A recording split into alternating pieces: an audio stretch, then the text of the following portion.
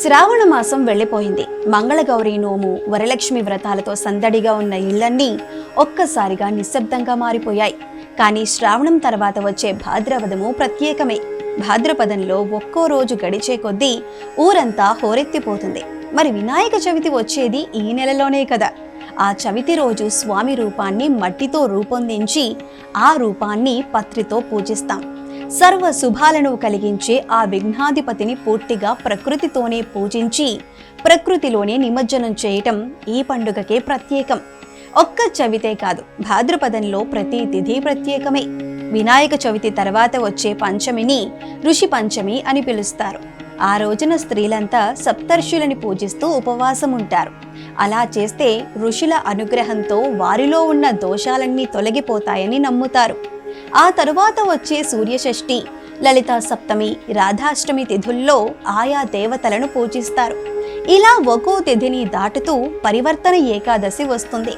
తొలి ఏకాదశి రోజున శేషతల్పం మీద శయనించే విష్ణుమూర్తి పరివర్తన ఏకాదశి రోజున మరో పక్కకి ఒత్తిగిల్లుతాడని అంటారు. అందుకే ఈ రోజుకి పరివర్తన ఏకాదశి అన్న పేరు వచ్చింది. కానీ ఈ పేరు వెనుక చాలా నిగూఢ అర్థాలే కనిపిస్తాయి. ఆనాటికి ఋతువులలో వచ్చే మార్పుని, మనుషులలో పరివర్తన రావాల్సిన అవసరాన్ని అది సూచిస్తుంది. ఈ ఏకాదశి రోజున ఉపవాసం ఉండి జాగరణ చేస్తే గృహస్థు జీవితంలో చేసిన పాపాలన్నీ నశించిపోతాయని చెబుతారు. పరివర్తన ఏకాదశి మర్నాడే వామన జయంతి వస్తుంది. విష్ణుమూర్తి అవతారమైన వామనుడు ఉద్భవించింది ఈ రోజునే. వామనుడే కాదు, బలరాముడు, వరాహస్వామి కూడా ఈ మాసంలోనే అవతరించారని చెబుతారు. భాద్రపద మాసంలో మరో ప్రత్యేకం మహాలయ పక్షాలు. భాద్రపద పౌర్ణమి మరునాడు నుంచి 15 రోజుల పాటు ఈ మహాలయ పక్షం వస్తుంది. పితృదేవతలందరినీ ఈ కాలంలో తలుచుకోవటం ఆనవాయితీ. భాద్రపదంలో పండుగలే కాదు, నోములు, వ్రతాలకి కూడా కొదవలేదు. భాద్రపద శుద్ధ చతుర్దశి రోజున వచ్చే అనంత పద్మనాభస్వామి వ్రతం ఇందులో ముఖ్యమైనది. ఈ రోజున ఆ పద్మనాభస్వామిని కొలిచిన వారి కష్టాలన్నీ తీరిపోతాయని అంటారు.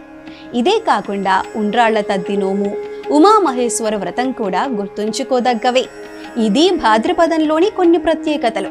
ఇంత విశేషమైన మాసం కాబట్టే కొందరు అసలు కలియుగమే భాద్రపదంలో మొదలైందని నమ్ముతారు. భాద్రపదం అన్న పేరు కేవలం నక్షత్రాన్ని మాత్రమే సూచించదు. ఆ మాసంలో ప్రజలంతా భద్రంగా ఉండాలన్న ఆలోచనతో ఆ పేరు పెట్టినట్లు తోస్తుంది.